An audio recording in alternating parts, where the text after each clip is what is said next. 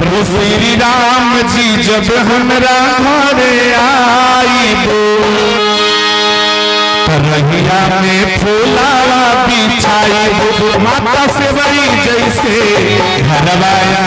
नामा सजाईबो माता से बड़ी जैसे घरवाया नामा सजाईबो प्रभु श्री राम जी जब हमरा घरे आईबो प्रभु श्री राम जी जब हमरा घरे आईबो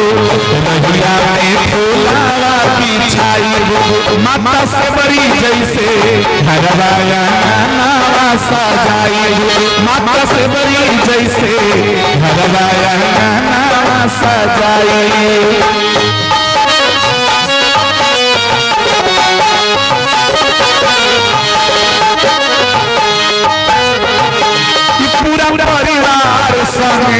चरण पठार के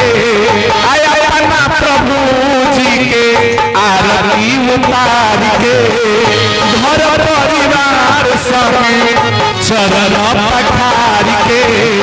आया अपना प्रभु जी के आरती उतार के ऊंचे सिंहासन आसन लगाई ऊंचे सिंहासन